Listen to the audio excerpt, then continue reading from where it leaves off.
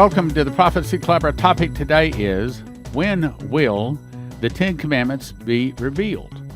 And I think I've got some amazing information for you today. First of all, before we get into that exact thing, let me back up and give you a little background. Perhaps you've heard about the Georgia Guidestones. Now, I do not think that they will be the secular Ten Commandments, but it is a picture of what the devil is currently thinking. So let's look at them. There are these giant megalith things out in the middle of a Georgia cornfield, and they are made of granite. They were actually erected in 1980 in Elbert County, Georgia. These 10 guidelines inscribed in 8 modern languages and a shorter message at the top in 4 ancient languages. They're about 90 miles east of Atlanta. One slab stands in the center with 4 arranged around it. A capstone lies on top of the 5 slabs, which are astronomically aligned. Now, this is what they look like, and this guy standing here taking a picture gives you an idea. They are megaliths. They're huge. But what is written on them is even more scary. This is what they look like when you get a little closer, and when you get a little closer, this is what they look like. It says, and we're going to go ahead and go to the text of it. It says, maintain humanity under 500,000. Okay, well, there's about 7 billion people on the planet. So what they're saying is they're setting a goal that they want to kill or eliminate some 11 or 12 or 11 people out of every 12 in that kind of a ballpark. In other words, essentially what they're saying is anybody that is not a Moloch and Baal worshiper, they want to kill them. They want to do away with them. That's really what they're saying. Maintain humanity under 500,000 in perpetual balance with nature. Okay, they don't care about the world. They don't care about nature. This is only making it sound good so people will go along with it.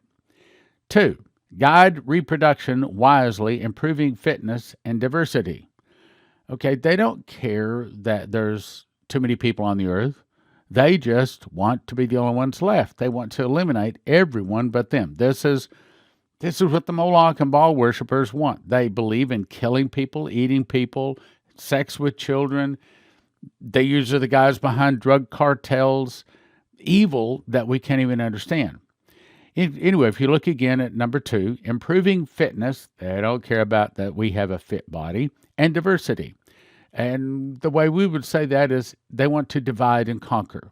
That's what we're seeing happening in America right now. Point 3, unite humanity with a new living language. Again, they basically want their language to be the only language because they're the only ones left alive. Point 4, rule passion, faith, tradition, and all things within tempered reasons. Or what they're really trying to say is they want to control everything, especially faith. 5, protect people and nations with fair laws and just courts. In other words, if this is God's laws or God's courts, they aren't just. They want to rule everything and eliminate anybody that is not a Baal worshiper. 6, let all nations rule internally, resolving external disputes in a world court. Not only do they want to have world courts, but they want to have a world religion, a world currency system with their man, the Antichrist, the beast, sitting on the Ark of the Covenant, ruling everything, which is really Lucifer. 7, avoid petty laws and useless officials. In other words, let's get rid of all of the other nations, the nation states, the nation's laws. Let's get rid of all of these useless officials so that one man rules it all. See where they're going with this? 8, balance personal rights with social duties. No. What they're really saying is get rid of all social rights, all of our rights, so that all of the sheeple are eliminated, and what is not eliminated reports to them. That's their goal. Number 9, prize truth. Does the devil prize truth? Yeah, his truth, not God's truth. Beauty, love, seeking harmony with the infinite. In other words, they want us all to worship the beast. And he causeth all, both small and great, rich and poor, free and bond, to receive a mark on the right hand or in the forehead, and that no man might buy or sell save he had the mark, or the name of the beast, or the number of his name, whosoever. So they want total control, is what they're saying. 10. Be not a cancer on the earth. In other words, if you are a Christian, or if you're anybody but a Moloch and Baal worshiper, you are a cancer. You're a cancer on the earth. Be not a cancer on the earth. Leave room for nature. Leave room for nature. Well, what is the whole environmental movement? Saying that the solar caps are, the Antarctic caps are melting, that the world is getting warmer. All of this is an excuse so that when the sun goes dark, the moon stops giving her light. All of these things they're going to say, well, all of this is due to, all of these judgments, this is really due to, there's too many people on the earth, we got to kill people. See, that is their goal, and if you understand that, then you're light years ahead of most people. Now let's go on. So here's the real 10 Commandments, and by the way, this is not the real picture of them, and as a matter of fact, there's several things wrong with those, which we'll discuss in a second. Ron Wyatt told me and Leslie, in 1991, when we were on the 2-week tour where he took us to see Noah's Ark, the crossing side of the Red Sea, Jesus' real tomb, and all kinds of amazing archaeological discoveries, he told me and Leslie that when he found the Ark of the Covenant, the only thing he found inside was just the 2 sets of 10 Commandments.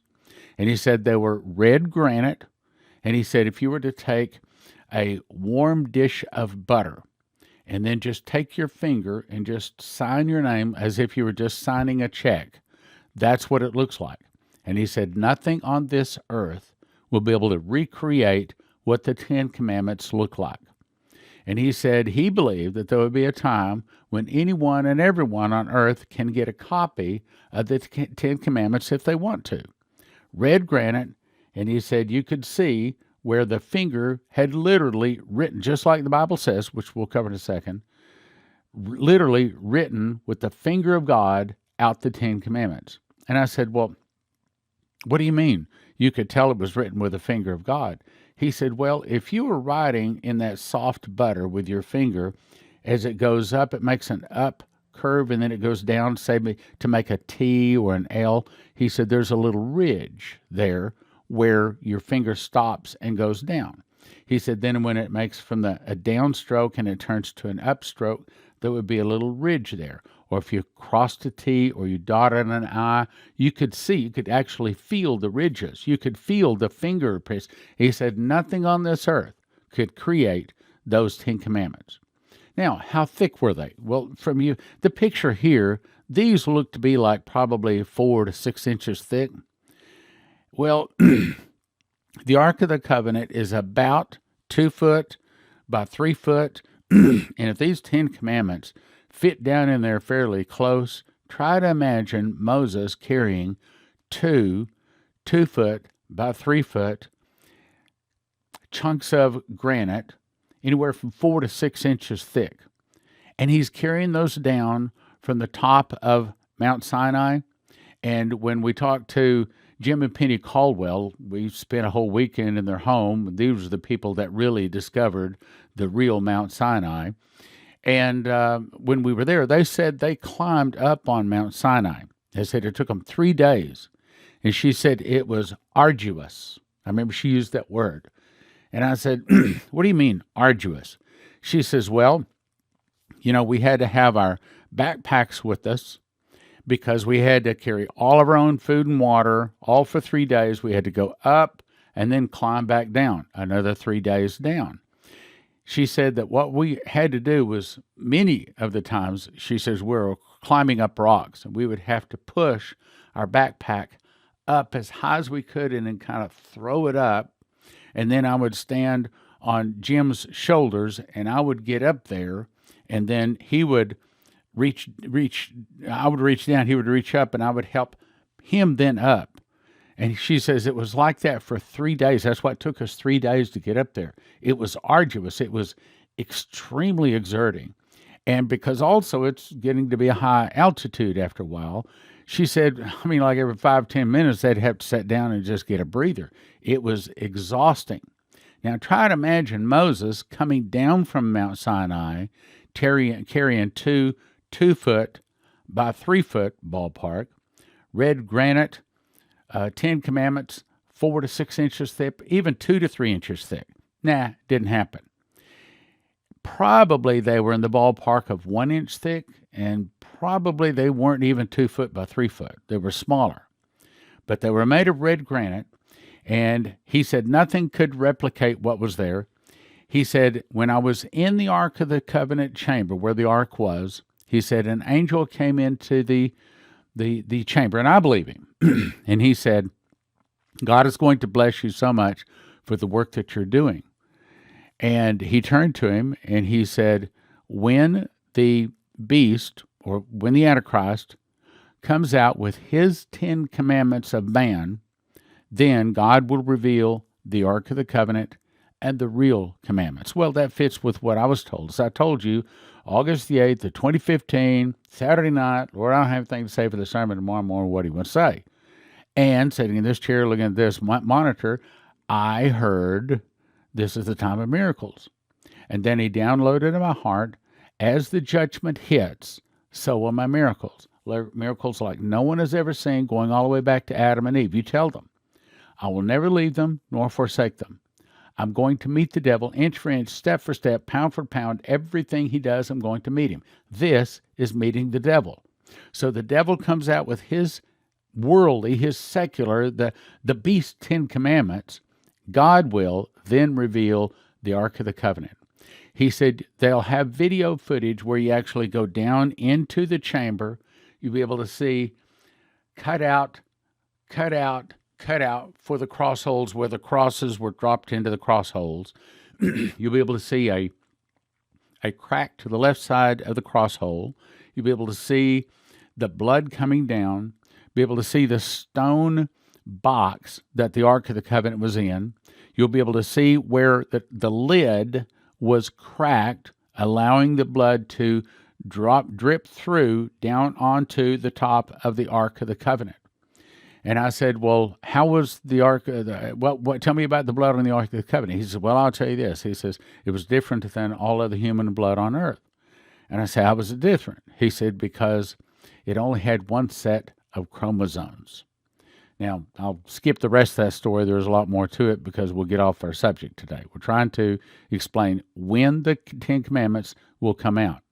So probably in the middle of the tribulation, in that kind of a ballpark, when the beast or the Antichrist sits on the Ark of the Covenant and proclaims himself God, probably about then, he's going to come out with the secular or his or the beast 10 Commandments or man's 10 Commandments, and then God will reveal the Ark of the Covenant and the real 10 Commandments. Now let's go on. As I said, this is not what they look like. And you may be saying, well, what's wrong with them? Well, it's not gray granite. It was red granite. Also, it's not printed on there. It's written literally with the finger of God. Also, it's not written, of course, in English, and it's written on both sides. Here, I'll show you. Let's go back to the Scriptures and look and see what the Scriptures actually say concerning it.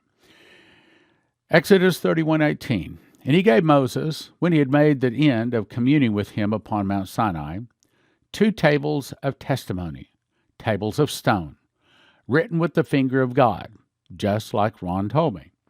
And when the people saw that Moses delayed to come down from the mount, the people gathered themselves together unto Aaron and said unto him, Up, make us gods, which shall go before us. Now, notice it's a little g, gods. They didn't say one God. Gods, make us gods, which shall go before us.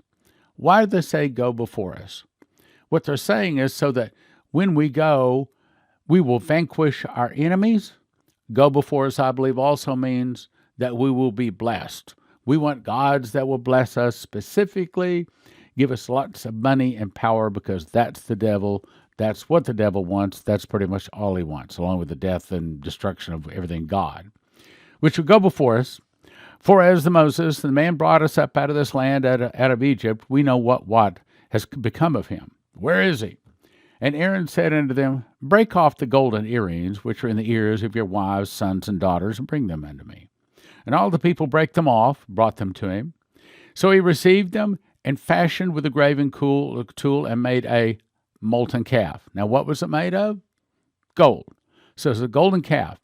And what is the name of that golden calf? The name is actually Moloch. In other places, it's referred to as Baal, B-A-A-L. This is the start, probably even before then, but for sure, this is the start of the Moloch and Baal worshipers, or proof of it, I should say. So after you'd made this golden calf, they said, "These be thy gods, O Israel, which brought thee up out of the land of Egypt." So Aaron, in my opinion, sinned really, really bad. When Aaron saw it, he built an altar. Now notice those words, built an altar. I'm about to show you that altar. Built an altar before it, and Aaron made proclamation and said, "Tomorrow is a feast to the Lord." And the Lord said unto Moses, "Go, get thee down for the people, for they brought us out the land of Egypt, which have corrupted themselves. They have turned aside quickly out of the way, and they have made in themselves a molten or a golden calf or Moloch and Baal, and have worshipped it." Now, key words, worshipped it. It's not just that they made it, that was already a sin, but then they worshipped it. "Now, therefore, let me alone," God said, "that my wrath may wax hot against them, that I may consume them." Now, one of the big questions is, we are not appointed to wrath, but to obtain salvation through our Lord Jesus Christ. So a lot of the pre-tribbers want to say, "Oh, no, the wrath of God is the 7-year tribulation." Wrong.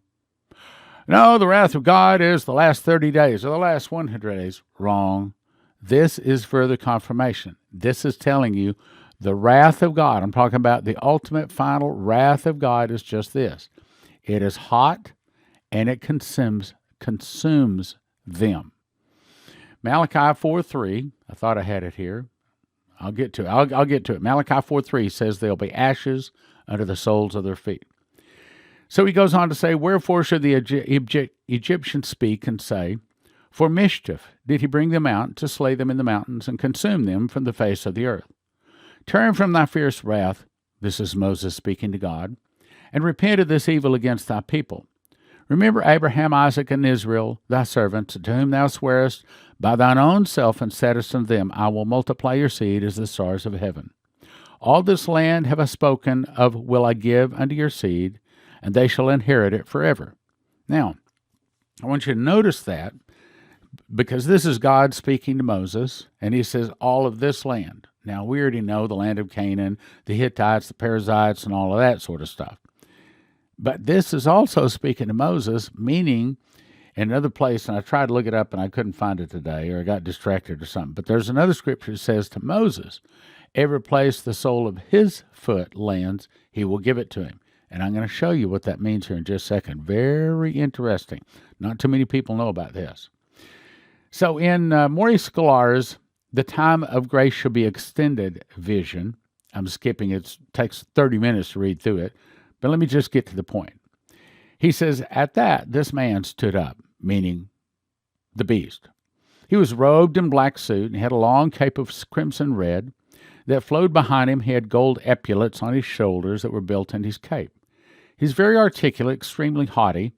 As he spoke back and forth in front of the courtroom with long strides in his nose in the air, he started with the stipulation." Now this is the point. "Adam was given exactly 6,000 years to rule the earth, and he gave that lease to me, and I own it. I have a right to rule over every man, woman, and child who are mine. Not everyone, because everyone's washed in the blood. He can't rule over them, okay? That's the whole point of Jesus coming and dying on the cross. So Adam gave that lease to him, meaning the devil owns the earth and those people that are his that are not washed in the blood. He owns them. Now, let me go on and make a point here. "And the Lord repented of the evil which he thought to do unto his people. Moses turned and went down from the mountain. The 2 tables of the testimony were in his hand, and the tables were written on both sides, on one side, both sides, on the one side and on the other they were written. And the tables were the work of God, and the writing was the writing of God, graven on the tables. When Joshua heard the noise of the people as they shouted," and by the way, he was thinking, is this noise of war? No. They sing and hear. In other words, they were worshiping Moloch. That's the big problem. And that's the problem that we face today.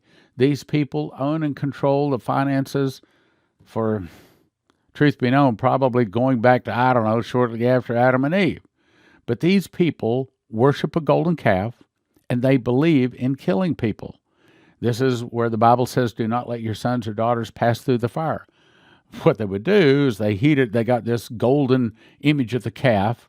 They got a big fire going. They heated up the hands of the calf so that they were white hot, and then they would put their innocent newborn children in the hands of this, and basically cooked them. And then they beat drums really, really loud so that the mom and dad would not hear the screams and cries of their newborn child. So that's how they worship their God, and they're still around today, and they still own and control and rule most of the world. That's what the White Hats, or the Alliance, whatever you want to call them, are trying to remove. These Moloch and Baal worshipers, the Khazari Mafia, the international bankers, the deep state, again, whatever you want to call them. That's the big battle that's going on right now. Now let's go to the Exodus 32:19. And it came to pass, as soon as he came nigh to the camp, he saw the calf. So it's a calf, it's a golden calf, Moloch and Baal worship. He saw them celebrating and dancing. He cast the tables out of his hand and brake them. This is the problem. The bull of Wall Street gives them money and power, and they love it. This is their worship. And he took the calf which they made. Now look what he does to the calf and what he does to the people. So he burnt the calf in fire, ground it to powder, and strawed it upon the water, and made the children of Israel drink of it. I think that's very interesting, because Malachi 4:3 said that they shall tread down the wicked. This is Jesus when he returns upon the last Feast of Trumpets for Armageddon. He will tread down the wicked, and they will be ashes under the soles of our feet. So that's the morning star. When he blows with that morning star, that light out of his mouth, he brandishes his sword. As it hits the tares, they fall to the ground, a pile of ashes and bones. As it hits the sinner, or as that hits the Christians, out of our belly flows rivers of living water. And I think it's very interesting that this is what he did to the calf here. He burnt the calf in fire and ground it to powder, or you might say ashes. He burned it with fire, the ashes, strawed it upon the water, and made the children of Israel drink of it. So it's another picture of the morning star when Jesus returns for Armageddon. So let's go on. And he said, verse 27, and he said unto them, thus saith the Lord God of Israel, put every man his sword by his side, and go in and out from the gate, through the camp, and slay every one of them that worship that golden calf. In other words, these are not people that can be chained by putting in prison. The only way you get rid of them is exactly what Moses did. And the children of Israel, of Levi, did according to the word of Moses, and there fell among the people that day 3,000 men. 3,000 people worshipped Moloch and Baal. 3,000 were killed. Moses said, consecrate yourselves today. Now because they all worshipped him to a greater or lesser degree, they all allowed this to happen, there was sin on the whole camp. So now Moses has removed that sin. Consecrate yourselves today to the Lord, even every man his son and his brother, that he may bestow upon you a blessing this day. So Moses had to remove the sin from the rest of the camp because they allowed this to happen. Well, what about America? Are we allowing abortions? Are we allowing these kind of things? Are we allowing this drug cartels? Are we allowing these things? Yes, we are. So to a certain degree, there's a little bit of blood on us all.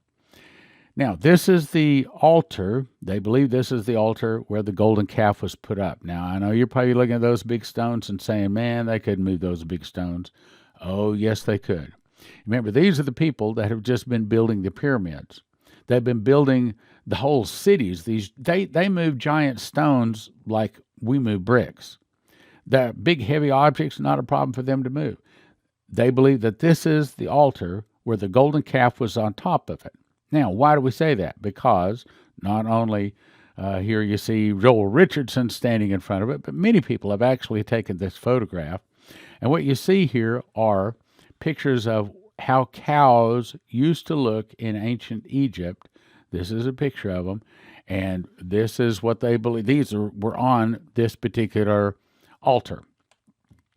Now, I told you explain to you about the soles of the feet. Well, we know that Abraham was told that God would give him every place the sole of his feet walked. We also know that Moses was told the same thing. Well, Ron Wyatt, when he was following these people through the desert, the children of Israel, and you may be saying, well, how could he follow them through the desert? Well, this is some 3 million men and their wives and their children and all of their oxen and their sheep and everything. He says, and when you walk through the desert, people, pottery breaks. Things break. And he says they don't pick it up and throw it in the trash. They just leave it behind. He said, actually following some 3 million people, which he actually estimates to be somewhere around 6 or 7 million actual beating hearts. He said following them through the desert was actually pretty easy. And when we were walking, Henry was showing us where Korah, Dathan, and Abiram's rebellion took place, I found a whole bunch of what Ron said were sling stones, is what he called it. Let's see. It was like, okay, he said the sling stone, I don't want you to see this, but it was about this big, huge, maybe even bigger, But that rascal was heavy. If you imagine trying to get hit with a sling stone where they've thrown it in this slingshot thing, and they could hit, a bird's eye with this thing. Getting hit any place with that is devastating. Hit your arm, broken arm. Hit your head, dead. Probably even hit your torso, probably kill you. Well, as he's walking around, he kept seeing this design on a lot of rocks. And he said it was every place. And he says, I kept wondering, what is that symbol? What is that symbol? He said then he went into one of the little Arab towns there, and he asked him. And by the way, if you look carefully, what he saw is this design here, okay, with these two little marks, same design. Every place it saw the same design. Then he said he kept seeing these 3 little marks beside it. Always the same sign. Finally, he asked somebody, what does this mean? He said, oh, well, those 3 marks are the ancient Hebrew word for the word soul. And what this is they were outlining the sandals that they were wearing. In other words, the children of Israel were marking this area as owned by Abraham and also by Moses and by the children of Israel. They're saying, this is our property. That's right, all down through what is probably most, if not all of Saudi Arabia, actually belongs to Israel. Interesting, huh? Now, let me summarize. So what it's really saying is that here very soon, when we come into the tribulation, at some point when the beast sits on the Ark of the Covenant, proclaims himself to be God, comes out with these new 10 commandments, God is going to come out with the Ark of the Covenant and the real 10 commandments and refute everything he does. And he explains step by step, pound for pound, everything he does, God is going to meet him at this. We are in the last days, and it's time for us to get prepared to meet our God. Hey, this is Stan, and I am in front of the church. That is the new sign that you guys gave us, and I wanted to say thank you, thank you, thank you, thank you. That's Whataburger. That's our new sign. That is all lighted up. People pull through Whataburger, and they place the order here, and they have to look up at our sign. And this is my thank you to all of you. You gave us that sign. Thank you, thank you, thank you. 40 books, $800 value for $100. Secret Door to Understand Bible Prophecy is a deep dive into Bible prophecy. Miss the Mark is the book you give to people that you never want to take the mark of the beast. God's Warnings to America's 101 modern prophecies, everything from Dimitri Duduman to rest of the most popular, the most credible prophets out there. Tribulation Secrets and Daniel is the book that you read to understand as a tribulation saint what you need to know. And then How Pre-Trib Won, you'll settle your question about the rapture. Now, you can get all 5 of these in a giant package. We offer them in shrink-wrap sets. Shrink-wrap sets of 10 for the Understand Bible Prophecy. Miss the Mark is in shrink-wrap sets of 10. God's Warning is shrink-wrap sets of 10. Daniel is 5. How Pre-Trib Won is 5. So it's a total of 40 books. valued at $800, all for a gift of just $100 at prophecyclub.com. The good news is EMP Shield has devices the military testing facility says protect 100% against EMP, solar flares, lightning, power surges, backed by a 10-year warranty and a $25,000 insurance policy. View simple video installation instructions for home, vehicles, RV. You can have electricity in a blackout. Use the promo code PROPHECY for a $50 gift card, and it helps your Prophecy Club. These days, emergency food is mostly sold out, but HeavensHarvest.com has all sorts of emergency supplies and food in stock. Their food comes in square stackable buckets, breakfast, entree, protein, fruits and vegetables. I recommend you have at least 12 months of food for each person in your family. Receive a free box of heirloom seeds when you enter the promo code STAN at HeavensHarvest.com. Promo code STAN. Terry Saka is a prophecy student, and he reads his King James Bible, and he believes in winning souls so much he is supporting the Prophecy Club so that we can win more souls. So if you want to support someone that loves prophecy and wants to win souls, I'm going to send you to cornerstoneassetmetals.com, where you can get all sorts of precious metals, gold, silver, rhodium, palladium, and things like that. cornerstoneassetmetals.com.